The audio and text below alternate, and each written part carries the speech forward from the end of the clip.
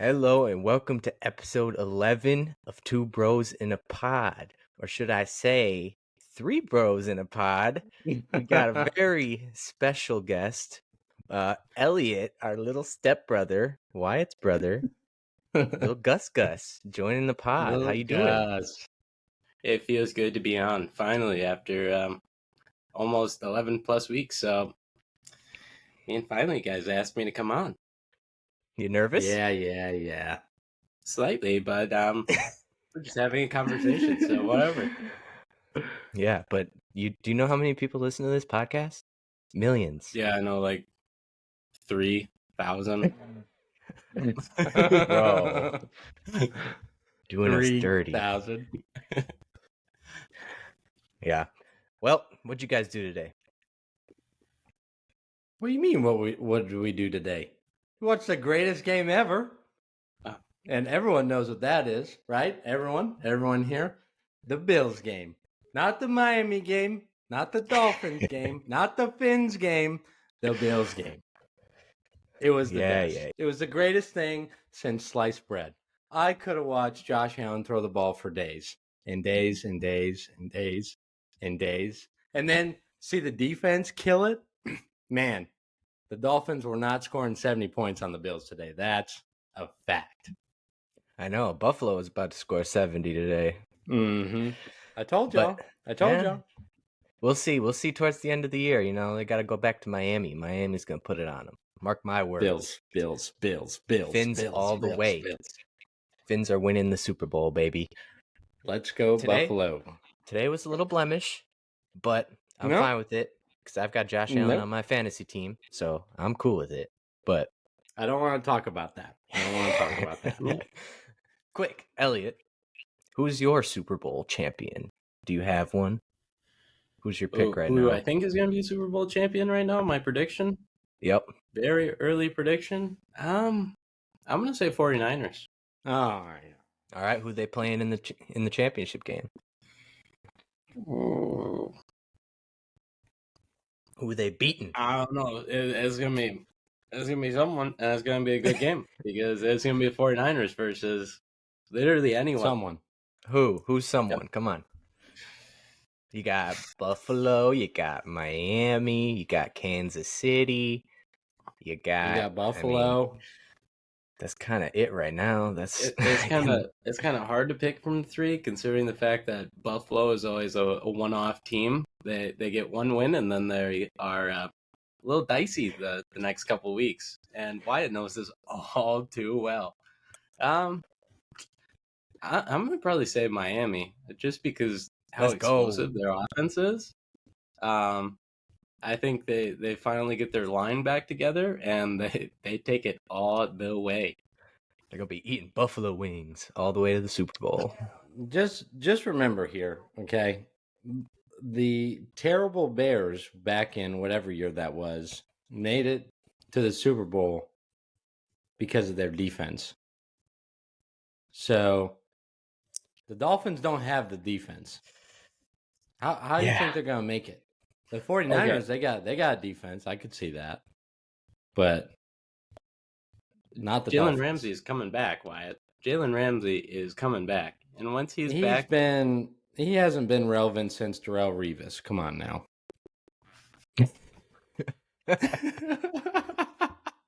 False. No facts. All bias. Revis Island. I also have Dolphins, Niners in the Super Bowl, but I picked the Dolphins mainly because I love watching their offense. But yeah, their defense does kind of suck. They got to figure that out before the end of the year. Same with their offensive line. Offensive line is terrible. But I don't know. I've seen Buffalo choke in the playoffs so many times now. I can't confidently pick them. Kansas City, I thought they were going to be kind of like, I thought they were going to kind of be bad. Not bad this year, but not like Super Bowl caliber. Yeah, but I thought that last year too, and they ended up making it to the Super Bowl, and they actually do look good this year. But outside of that, I don't really see anybody else going in the AFC. Gus, you weren't even going to say the Houston Texans, your team? No, can we sidebar? CJ Stroud the most top 10 dominant rookie quarterback ever. What's your fantasy team name, Eliott? Oh, so everyone can hear this. It's Stroudy Balls. BAWL. And I think it's a Z on the end. I don't remember if I switched it between a Z or an S. All right, and follow-up question, Eliott. What is your team's record? That's not important. But it is there's a 0 and there's a 3, and I won't tell you what order they're in.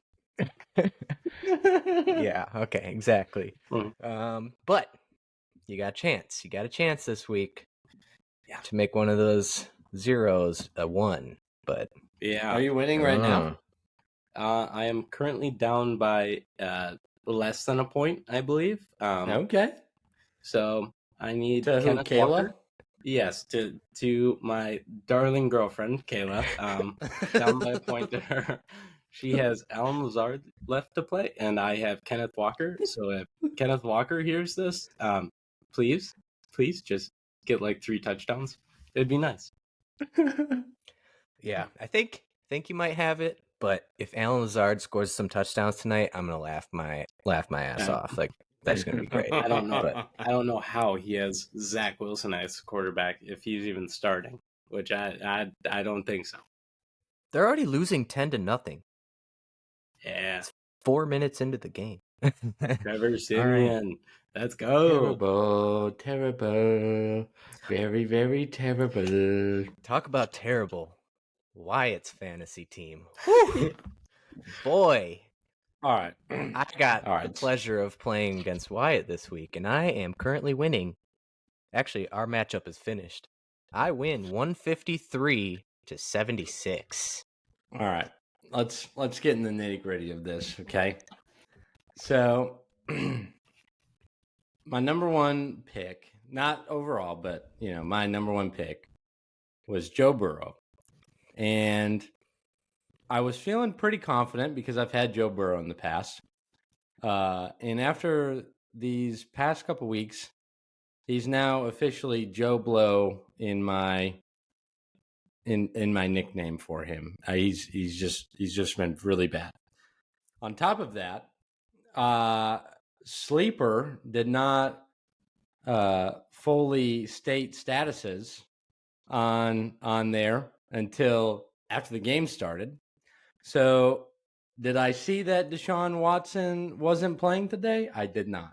Did I check it right before the game? I sure did. It did not say out.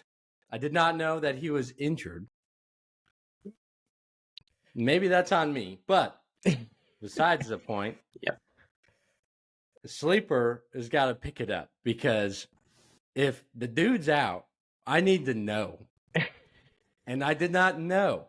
But it wouldn't have mattered anyways, because Wyatt had Jimmy G on the bench, also out. So I don't even know where to begin with how disappointed I am of my team this week. And I'm just really salty. I'm really salty. It's a really embarrassing showing.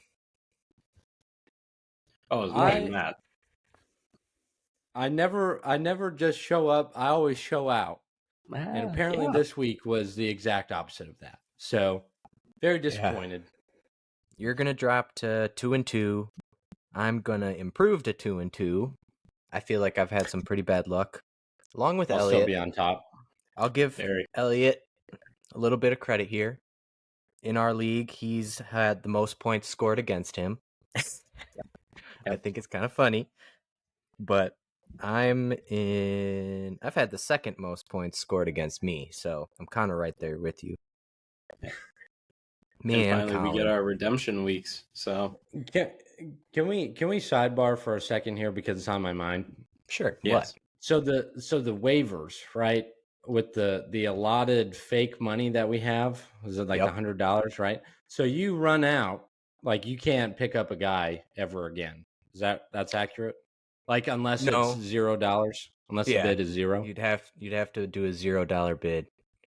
Or wait till the waivers run and then you can pick somebody up. So if someone just magically let's say I've run out of all of my fake money, and someone accidentally drops Josh Allen, I can only bid $0. Fake $0. If you're out, yeah. Yeah. You can trade with people for fab, which is the money. You can trade fake money. Yep. So I can say, Gus, I want Stefan Diggs, and I will trade you the rest of my money for it. Yeah, I mean, he's never going to accept that, but no, you could do it. Why? Why not? I haven't used a single dollar of that yet, and my team is borderline good. It's just everyone has the strangest luck against me. Like, you're right. You play me and you 0-3. get 100 points. You get 100 points. I don't know how it happens, but the last 2 weeks, not good. 1 point difference. Last week before that was like a in between 10-1. So I don't know. Well, I know Brennan's pretty much blown his. Yeah, I have. I had some bad injuries. J.K. Dobbins tore his ACL, or what was it? Was it ACL or Achilles? ACL. Yeah, Achilles. Yeah, Achilles. He's done both of them, but yeah. Whatever he did week 1, so I lost my starting running back, and I didn't draft running backs till late this year, so I spent a lot of my fab on Kyron Williams and Jerome Ford, Nick Chubb's backup. I will give you the rest of mine in exchange for Josh Allen. No. Have fun with Joe Blow and Mr. Massage Boy Deshaun Watson. I will give you all of my quarterbacks and my money for Josh Allen. No. I don't care. I just want a Buffalo Bill on my squad. Yeah. That's not happening, sorry. But how are you guys feeling about this 2 quarterback thing or super flex? Gus, you go ahead. We already know Wyatt's thoughts because he's got Joe Burrow, and then he started a quarterback that was injured today, Deshaun Watson. Yeah. So going a little rough for him. What about you, Eliott? Well, both my quarterbacks got above 20 points this week. Other than that, usually they're like 15 to 20 pointers. Not saying it's bad, but like I feel if you're a skill player, like a wide receiver, running back, it's easier for them to get points than a quarterback necessarily. Yeah. I feel you there. And this is the first time I've done a league where passing touchdowns are four points instead of 6, and that's making a huge difference. So very much so. It's making a huge difference because like if you look at any running quarterback, like Anthony Richardson, he'll have barely close to 200 yards, but he's got 2 rushing touchdowns, or Lamar. And today I had Josh Allen. He scored 36, but what'd you say? He had 44 in your other league? Yeah. So it's a pretty big difference. That other league is just, standard league, like 25 yards a point and 6 for touchdowns. That's what this one is. Yeah, ours, the only thing that's different is the passing touchdowns are only 4 points, which apparently is the standard, but I still think I like 6 point better. Yeah, I agree. I've heard like more often now that like most leagues now are the 4 point. I've seen, I think it was like ESPN a couple of years back when I did that. It was 5 points. I don't know if it's still the same there or not, but I like the 6 points better. But going to the 2 quarterback thing, like I really like it, even though my quarterbacks suck. Like I really enjoy. But the points is what's killing it. It's like if you don't have a running quarterback, like they're not really getting you points unless they're throwing the ball. They're throwing the ball 50 times and completing the ball over 50% of the times. Because like apparently Josh Allen today, 4 touchdowns and a rushing touchdown. So like you have to, if you're not a rushing quarterback, you have to have like 3 or 4 touchdowns to have a really good day. Right. Like Joe Burrow throws the ball 70 times a game, but apparently only completes like 15 passes. So I've got that going for me. Yeah, I mean they put up. I really 3 like points. the guy. I really like the guy, but I don't know what's going on. I haven't watched a Bengals game yet. Yeah, that injury. It's I think terrible. he's got a calf injury or something. It must like really be affecting them because they look terrible. They're not good. Not good. But yeah, I thought I was gonna do really well in this league because I took Josh Allen, got one of the top 3 quarterbacks in fantasy every year, and then I got Justin Fields, who was number 6, I think, in all of fantasy last year because he ran so much. And then this year, he doesn't run at all, and the Bears are a complete dumpster fire. Like, they are so bad. Today was hilarious, too. Did either of you guys see that game or no? No. So, they were playing great. They were playing against Denver, 2 0-3 teams, both of them terrible. And it was basically a contest of whose defense was worse. And Justin Fields was going crazy. He was cooking out there.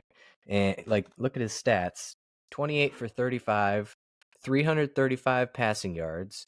It's his first 300 passing yard game, which is kind of crazy. Yeah, 4 touchdowns. So he finally had a good game. They go up 28-7, and they're all happy. Everybody's thinking, "Oh, we're gonna get a win." Denver comes roaring back, ties it up, 28-28, and then the Bears are just so stupid. I swear they might actually be like legit tanking because they're really stupid. They're down to about like the 10-15 yard line, and there's a little over 2 minutes left in the game, and it's tied, and it's 4th and 1 or 4th and 2. Instead of kicking the field goal to go up 3, they decide to go for it. Terrible running play, gets stuffed, turn it over on downs. Denver goes down, kicks a field goal, pretty much wins the game. Bears had a chance to come back, but Fields throws an interception. But it's like just the stupidest stuff you can possibly do, and that's what the Bears do. It would be terrible to be a Bears fan. Word. Yeah, they're terrible. Terrible. I will say I did see on Instagram that he was 16 for 16 for like 170 yards at the start, and the first half he was cooking. Yeah. I also did see the 3 the passing touchdowns they threw. I remember 2 of them being to Komet, so I don't remember who the other one was to, but yeah, DJ Moore. They were pretty good. Yeah, that was the first one. Yeah, they were dominating. I think both those defenses are really bad, but then just the way they lost. I was at a bar. It's called Miller's Ale House. It's like kind of a sports bar restaurant, and in Florida, everybody's a fan of a different team, so they have all the games on. And there was this one guy who's always there. He sits by himself, and he's like one of the only Bears fans that's there. And I just got to see the whole range of emotions today. The beginning of the game, he's like, they start off slow, but then they get hot, and he's pumped. And then the 3rd and 4th quarters, you just see him going from here all the way down to the bottom, pit of despair, and he walked out so pissed off. But yeah, that's the life of a Bears fan for you. If I will add to that, if you look at the Bears picks this year, if they score the first overall pick, they're getting Caleb Williams, Heisman winner. He's probably the number 1, and if they get the other draft pick, it'll be Marvin Williams. So if they take those 2 back to back, that would be ridiculous and probably a little bit more of a better outcome for what the Bears want. Yeah, they'll find a way to ruin him too, because that's what they do. Yep. Gossip Girls. I love Marvin Williams Jr. That's bread and butter. I love Marvin Williams. Great guy back in the day. Yeah, it's his son. So I mean, we're taking it too. There's a lot of famous sons in college right now. Like in that Colorado game, obviously you got Deion's kids, but then Brendan Rice, is that his name? Jerry Rice's son on USC. That's pretty cool. Yeah, and then there's Frank Gore's kid, and then Yeah, he's tearing it up too. Yeah. Frank Gore was a tank. Mm-hmm. That's funny because he just retired, a couple years ago, and now his kid's in college. He could be 50 years old and he'd still find a way to rush for 80 yards and a touchdown. Mm-hmm. Yeah, he knew how to get the job done. Also a former Frank Bill Gore. too. There's your Former plug, Bill. Wyatt. Yeah. All right, Eliott. So you need to explain this. I think you take after your brother here, but how did you become a Houston Texans fan? And what is wrong with you? Okay. So Wisconsin, of course. That's started out there. All of us were from Wisconsin. You know who else is from Wisconsin? J.J. Watt. You know what team he was on? The Texans. Therefore, trickle down to Texas and become a Texan. Also, from there, it was DeAndre Hopkins, of course, was a must. Deshaun Watson, before the whole touchy feely, was also a must. Justin Reed, before he became a Chief, was also a Texan, so that was something. But then there was just a gap, maybe 2 years in between, where I was like, I might as well start team searching here because this is not looking good. And then draft came, and I was like, oh, they have to get either one of these quarterbacks because I cannot take David Mills anymore. We need a better quarterback. And then they drafted CJ Stroud, and his whole IQ test scared me. The 18-pointer or whatever it was. It was 18 or 10 points. And I was like, this is On this what? is scary. Was it the Wonderlic test or whatever? Yeah. Yeah, it was that. Gotcha. And it was I don't remember exactly what the score was, but it was very, very low for a quarterback. And so, I think the highest. Go ahead. I was gonna say I'm pretty sure another person who's not very wise, Quay Walker. I believe he had a 10 on that, and that's I don't know what the scoring system is, but everybody says that's really bad. So kind of makes sense. Yeah. Yeah, which that play at the Packers game, yeah, I think it's been a rule for a little bit now that you just don't jump over the lineman during a field goal. I mean, Cam Chancellor did it, so that was before the rule got changed. So that's Packers, no, dude.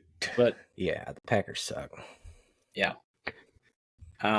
And then Will Anderson, C.J. Stroud, best draft. And then to add a little bit more, we got Tank Dell. So it was this draft is amazing because Tank Dell is one of the most targeted players this year for the Texans, which also was in my starting lineup this week. And he only got me 3 points. So thank you, Tank Dell.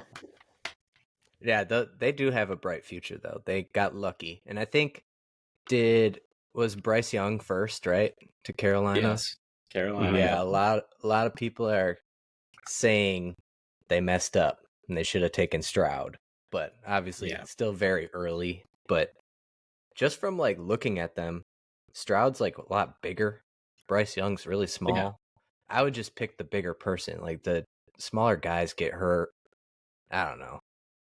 There has been good small quarterbacks like Russell Wilson, but most of them are big dudes like Josh Allen, truck people, more durable. Yeah, I mean, it's kind of the same like that draft too, where Baker went number 1 to the Browns and Josh Allen was number 7. And Sam Darnold was 3 that draft. So the Jets, right? And Rosen was in that draft too. Rosen, wow. He was the 10th overall to the Cardinals. I feel like there was one more though. I think there was one more. You can look back through every draft, and there's so many busts that come out of it. Yeah, it's kind of crazy. I feel like the 2 drafts that come to mind, the first draft being the RG3 Andrew Luck draft, because Russell Wilson was in that, and then the Baker draft with all of those quarterbacks, and and my guy Josh Allen. So Yeah. And then there was whatever draft Trevor Lawrence was. I think that's also like the Justin Fields. I can't remember who else, but every single one of those quarterbacks drafted that year were like terrible. They're terrible. Mm-hmm. And I don't even think Trevor Lawrence is that good. He's still got to prove it. Like, they've been pretty bad for all I feel his like he's 3 good. years. I think he's good, but like, I mean, eventually you gotta win. And I don't know. He's better. Yeah. But out of the draft, it's funny. He's the only one that's decent. All the rest of them are complete busts. So Yeah. I don't know. Can we stop for a So second? what'd you say? Can we He stop for a said, "Can we second? stop for a second?" Oh, I'm dying over here. I was trying to hold into a cough before you try to get it until you were done talking. I did that last week. I took a sip of bubbler. Shit. Messed me up. Oh, yeah. Did you guys watch the Packer game at all? No. Mr. Bills boy? Nope. The Lions are really freaking good this year, and Dan Campbell is awesome. So if I could, I'm not saying I'm rooting for him, but like, you know, I like watching. Yeah, they've been bad for so long. Like, I don't mind them winning. It's not like the Bears or the Vikings to me, where I just hate them and I never want them to do good. The Lions, it's like, sure, you can win. And yeah, they are good. Much better than the Packers. Packers are definitely very young, and they're showing that right now. Yeah. But Dan Campbell, if I could do one thing, I would switch Dan Campbell with Matt LaFleur, because like Dan Campbell's just a beast. I love that dude. Yes.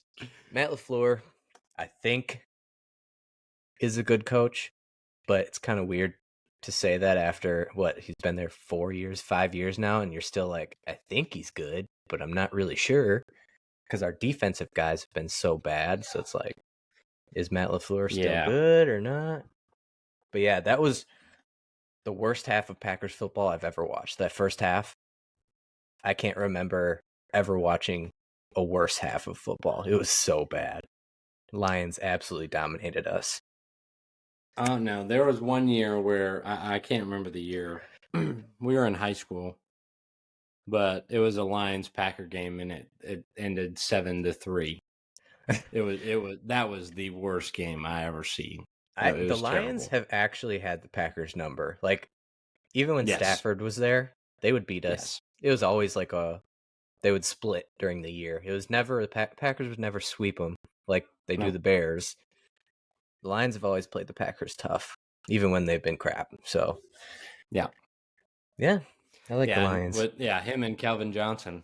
Yeah, Megatron. He was a beast. Yeah. I was thinking back to like the first few years we played fantasy, and just the guys that have gone through in the last however many years it's been. Megatron was such a beast. I remember like wanting Adrian Peterson so badly, and the one year I got him was the year he tore his ACL. I was so pissed. I never had Rodgers when he was good. Actually, just like never had Rodgers, to be honest, in fantasy, because he would always go too early. And then I remember having Megatron. He was a monster. I remember the year, wasn't Julio and AJ Green, didn't they both get drafted the same year? I think they were maybe they were very close, but those two were monsters. I don't know if they did or not. I'm not sure. I would like to go back and see my very first fantasy team, though. The only thing I remember was I drafted Brian Westbrook. For some reason, that's the only thing that I can remember. Yeah. Back when he was on the Eagles. I had my first fantasy team. I had the number 1 overall pick. I drafted Peyton Manning. Lucky. And then I ended up getting Adrian Peterson. That was his rookie year. So whenever that was that 07, 08? Ended up drafting him like 6th round or something, and he was awesome. He was Good team. Ended up making it to the championship game, but lost because Adrian Peterson played the Redskins and got 4 points for me. And I had, is it Marion Barber? That was the Cowboys running back. Cowboys guy. He ended up getting me 20 points on the bench. So if I would have started him instead of Adrian Peterson, I would have won. Good old days. One of the first few years, speaking of the Texans, Eliott, I had Matt Schaub when he was killing it. He was actually good for like 1 year. I had him that 1 year. And Arian Foster, when he was good for 1 year, I also had him that year. Yeah. So I've had sleeper. He was a sleeper. Yeah, it was more like 3, but whatever. Yeah, I just remember it as 1, but whatever. Gus, what was your first fantasy team? Yeah. Oh, I don't even remember. I remember one player, and this player led me to the championship, and that was Peyton Manning, first overall. that was the first ship. He was a monster in fantasy. I had him the year that, you remember when he was on the Broncos and he had 7 touchdowns? Yep, that was the year. I had him that year, yeah. Yeah, what was that? The second year with the Broncos? Or third year? He was dominating. What a beast. He was always consistent. He'd be like, he was one of those guys that would never hand the ball off. He's like, no, I'm throwing it every time. Yep. But and would never take a sack. He would just lay down and play dead. Yeah, he couldn't move. He could not. Forehead was too big to move. Not mobile. What a guy. Love him. Big forehead. That's because he's smart. He knows I don't want to get hit by these huge dudes. I always enjoy watching, like, I don't know if you guys saw like the SNL skit with Peyton Manning and he's throwing to the kids. The dodgeball or the football, he's throwing it at the kids. Yeah. He's like, oh, that's the best. Just throwing bullet pass at the back of their heads or something like that. Awful. He's telling the kid to go take a timeout in the Porta John. Peyton. Manning brothers are pretty funny. Oh, they are. And I love that Eli beat Tom Brady twice in the Super Bowl. That's great. Yes. Yep. Yeah. I don't know how we've made it this long in the podcast without talking about the best news of all time. The Milwaukee Bucks. Oh. Dame time, baby. It's freaking Dame time. Let's go. I'm so pumped. I can't wait. Me too. We were talking about it earlier. We talked about it a while back in the summer, like Dame to the Bucks, and you're like, nah, it's not going to happen. Nobody. Sure enough. Yeah. I think it actually worked out better this way because when Bradley Beal was available, people started talking like, oh, we actually have a chance. And I got my hopes up, and then they traded him to the Suns, and I was pissed. This one, I thought we had 0 chance because 1, he kept saying, all I want to go to is Miami. And then 2, I was like, we just don't have enough to offer them because why would the Blazers want Drew Holiday? Which they didn't. But we got the 3rd team in there, and the Blazers were able to ship out Holiday and get something for him too. So it worked out. I think it's amazing. The Bucks offense is going to be unstoppable. Like, if you ask me who my favorite players were out, and I couldn't name Bucks players, my favorite players would have been Steph and Dame. Those two, because they both can shoot like crazy, like on a completely different level than anybody else. So the fact that he's a Buck is just wild. Yes. I mean, talk about like how much of an impact Giannis has on Milwaukee. Like, we would have never been able to get a guy like that in a trade. Yeah. Before Giannis. Seriously. They've kind of gone through the different transactions over the years and how they've all added up each time. Like, it started out with the whole thing kind of started with Brandon Jennings. He got traded to the Pistons. We got Chris Middleton and Brandon Knight back. And all these things led to the next thing. Like Greg Monroe was our first big free agency signing, and it was because the Bucks were up and coming, and he knew Chris Middleton. So that kind of worked out.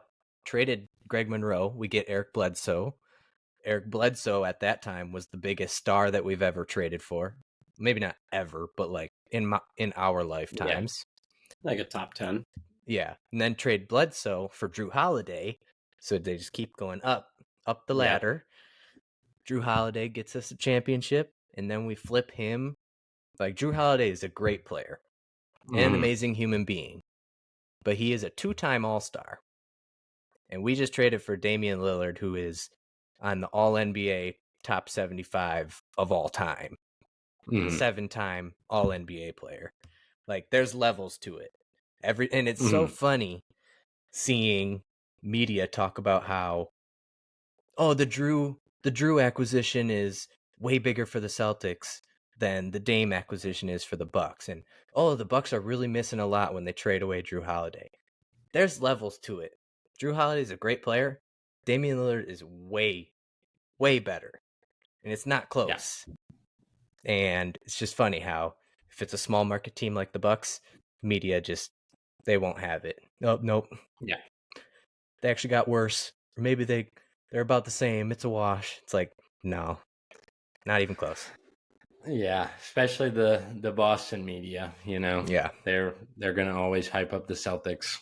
Which Boston now has Drew Holiday, so now it's rivalry sort of thing now. That one hurts. That one hurts a little bit. Yep. I mean, I really hoped that they would send him somewhere out west, but I knew most Bucks fans, everybody kind of knew it was going to be one of 3 teams, and they were all rivals of the Bucks. It was either going to be the Heat, the Celtics, or the Sixers. I was hoping for the Sixers because they're terrible. Not terrible, but they're not on the level of the other teams. James Harden's a mess. But of course, he gets sent to Boston, who is far and away the Bucks' biggest rival. So that kind of sucks. But that series, if that happens in the playoffs, is going to be amazing. Like, it's going to be a dogfight. Seriously. I think the Celtics lost their best defenders. Marcus Smart's gone. Grant Williams is gone. And all they did was flop. Like, I have zero respect for their games. And that's the only way you can stop Giannis. Like, you just can't stop Giannis by yourself. And they were great at flopping, drawing offensive fouls. They're gone. Drew, great defender, but he's not a flopper. He's a really good defender. He's not going to flop and do all that other stuff. So they have nobody who can stop Giannis. So I feel like as much as they want to say Boston's the favorite, I still feel like there's no way they're going to be able to stop the Bucks offense. So I'm pretty pumped. Yeah, I'm excited. I've always been a big fan of Damian Lillard. And I feel like, you know, he's been in the same spot for his whole career, and like, you know, besides now wanting to get out and have the trade request, like he hadn't been like that I know of. No, he hadn't. Then. So yeah, he was always like, it was him, Steph, Giannis. Those 3 were like the most loyal guys. They're the few stars that stayed with their teams. And I don't blame Dame for wanting to leave now, because they've been bad for a few years and they're fully invested on rebuilding the team. And he's 33. He just wants to win once. So I can't blame him for that. Now, if Giannis was like, yo, I don't want to be here anymore, I'd be like, no, that's BS, because the Bucks have done literally everything they possibly can to keep him happy and keep the team a contender. So that's kind of the difference. But yeah, imagine trying to stop Damian Lillard pulling up from 30 feet, or if Giannis comes to set a screen, you got to pick between those 2 guys who you're going to guard. Good luck. Yeah. And if we take it back to the draft class too. Like Scoot Henderson was drafted as a replacement for Damian Lillard, so there's been some bad blood building up a little bit each year. So they told him to sit out the last 10 games. They told Lillard to sit out the last 10 games because they wanted the best chance at getting a top pick. They got the number 2 pick, and realized Scoot was going to be available, and they totally changed what they were going to do. They told Dame they wanted to use that pick and trade it to try and get another star to pair with him. But as soon as Scoot was available, they were like, oh, you know what? We actually want to keep this guy, kind of rebuild. So, yeah, he's in the right for wanting to move on. But only saying one team, that's where it was a little stupid. But obviously, Portland's like, no, you're not going to Miami.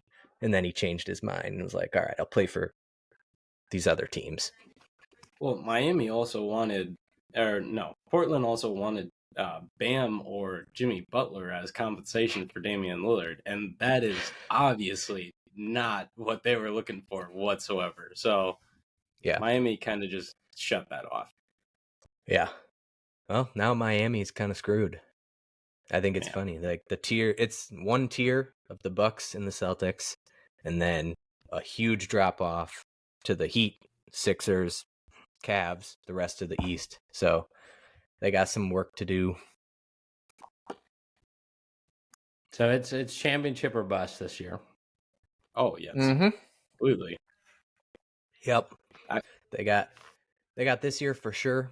Giannis is under contract this year and next year, but he can sign an extension after this year. So my hope is we win the finals this year. He signs an extension, and then you got Giannis and Dame locked up together for the next 3 years after that. That's what I'm hoping for. But yeah, it's championship or bust for sure.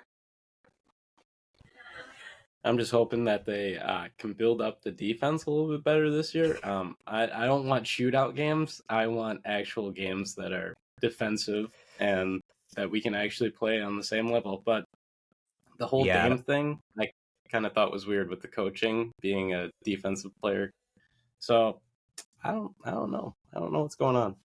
Yeah, they're definitely not going to be a defensive team for sure, because it is a big drop off defensively, but the offensive impact is going to be astronomical. So I think, and you still got Giannis and Brook, who are both really good defenders. So I think the defense will drop a little bit, but the offense can go way up. So yeah, exciting stuff. I can't wait. Basketball starts in like 25 days, I think. 25 days to the Bucks home opener. Yeah. Crazy. Can't believe it's October. I know. Yeah. Time flies. Baseball's still going too. Just ended. Still going. But just ended. Now we got the playoffs going. Brewers, I haven't watched anything, but I have been keeping up with like the score updates, so I know when they win and lose. They've been playing pretty well. They knocked out the Cubs, which is great. Yep. And then I think they play the Diamondbacks on Tuesday. So yeah, they've got a good chance for a little bit of a run here. So yeah, I mean, we'll see what they do, but I'm not really worried about the Diamondbacks. Yeah. The next test would be either the Dodgers or the Braves. I can't remember who they would play if they Dodgers. Win. Dodgers. Okay. I'd actually prefer the Dodgers over the Braves, but yeah, I don't know. I don't have confidence going against either of those two. The Brewers, this is kind of who they are. They're always this really good regular season team, but the top guys always have our number, whether it was the Dodgers or the Braves or the Cardinals. Yeah. The Cardinals especially. So, I don't know. I'll keep track of it, but I think the biggest things... Yeah. No, I get it. I think the things I'm excited about, like the AL East actually kind of showed up this year, and they have 3 teams in with the Braves. I mean, obviously they're really good. Phillies are good, and the Marlins. And so Phillies and Marlins are first round. I think that will be a good one. And then I'm curious to see how the Orioles are going to do. They won over 100 games. What a turnaround. They're the 1 seed in that. I know it. In the American League, they're the 1 seed. It'll be interesting to see how they do in the playoffs with a bunch of young guys. And if they are able to make the run through the playoffs or not, but we'll see. Who else is in there? So your Red Sox didn't do that well this year, did they? No. Yeah, I didn't think. We knew that was going to happen. Blue Jays are No, also so Blue Jays, did the they Blue make it? Jays are. They did. Oh, And Elliott's other weird team, Toronto Blue Jays. it's random and sporadic, but you gotta love it. So they're not teams that win very often. I could be a bandwagoner, and it could just be awful. Like I could be Golden State here, and then Astros before the trash cans. So I respect that. You're not like Wyatt jumping on the bandwagon when the Red Sox win the series in 2004. You know, Big Papi, Manny Ramirez, everybody, Josh Beckett, Pedroia, yeah, John Lester. Not yet. No more. No, I know. But no, yeah, the Blue Jays made it in. They're playing the Twins, and to be honest, the Blue Jays should win. They should win. And then they'd play the Astros if they do. And then for the Orioles, they play the winner of the Rangers and the Rays. And I think the Rays are going to handle the Rangers pretty good because the Rangers have lost pretty much everyone that they've traded for or signed to injury this year. So they had DeGrom. They signed DeGrom. That was a big thing. He got injured first month of the season. And then they traded for Scherzer at the All-Star break, and he is also out for the season now. So I don't see them making a run. So Gus, how's Vladdy Jr. doing? I'm gonna be very honest with you. I haven't really watched that much for baseball this year, so I don't blame. They made it into the playoffs. That's all I saw. I was like, "That's sweet." I don't think they're gonna go much farther than this, but I mean, it would be cool if they did. But will I be watching? I don't have the means to watch it as of currently, so no. But props to them for making it to the playoffs. I hope the winners of this year actually are a good team and not just someone that won based off of luck, like 50% of the games are. But I don't know. Yeah, who won luck? Did Philly win last year? Who won last year? I don't even know because I don't watch baseball that much. I know, me either. It's boring. The Astros. Sorry, the Astros. Was it the year before that the Phillies won, or did they not win? They just made the World Series. No, they haven't won. They were in. They lost to the Astros. Yeah. Gotcha. Okay, that's what I remember is because they beat the Brewers, I think, right? Knocked out the Brewers. Yeah. One of these years they did. No, I'm thinking of the Nationals that year. Juan Soto. That was a couple years. That was a while ago. 19. That was 19. They lost, or they beat the Astros that year. Yeah, that's right. It's like so random. The Nationals come in and they get hot and win the World Series. That's what I'm hoping the Brewers can do. But yeah, that shows how much I've paid attention. That was 4 years ago, and I thought that was like last year. Yeah. Yeah, the Braves also won 2 years back when they had Freddie. And then the year after that, they knocked Freddie us went out to the that year Dodgers. too. Yep. And their Braves look really solid. So yeah, that's kind of crazy. They lost Freddie Freeman. Don't they have Matt Olson? Yeah, your bro? They added Matt Olson. Mm-hmm. Our brah. And Olson he's killing bros. it. I think he's almost, or I want to say he got close to 40 home runs this year. Like he had a monster year. Yeah. He was pretty close in the home run race with Shohei. So yeah. And Acuna too. Acuna Jr. Oh my. There's a lot of talent this year, so yeah. It's ridiculous. Shohei gonna win MVP? Shohei got injured. I know he can't pitch anymore, but he did. Yeah, he can't hit either. Oh dang! He ended up having surgery. So, yeah, that's right. I remember. And then he was not with the team anymore. That's right. Yeah, a couple weeks ago now. Yeah. So, That sucks. I know we got really big hyped on Otani earlier in the year, and then he ended up falling to injury. So that sucks. To that point, it'll be interesting to see how much he actually gets in free agency this year, knowing that he's not going to be able to pitch at all next year. He'll only be able to hit, so he won't be able to pitch until 25. It'll be interesting to see how much he gets paid now. Yeah, or where he goes. I'm sure he's still going to get probably the richest contract that's ever been signed. I think he will. I mean, he definitely should. Yeah. I just don't know if that's going to be astronomically as much as what people were thinking, or if it's going to be like borderline next to Mike Trout. Baseball does some stupid stuff with their contracts. Like, they're always signing these 10-year deals. That's just insane. Like, so many things can go wrong in 10 years. Think someone's going to stay healthy that whole time? Like, I don't know. It's weird because none of the other sports do that. Major sports. I mean,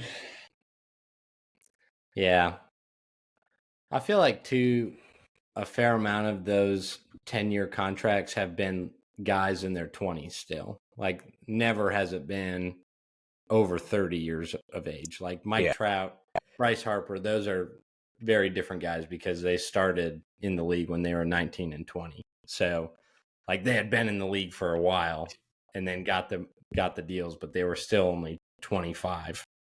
Yeah. So, all right. So that's going to do it for part 1 of this 2-part episode with our buddy Gus Gus.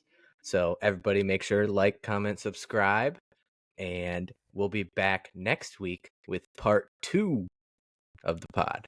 So everybody, thanks for listening. See you next week. Take it easy, Mountain Faith.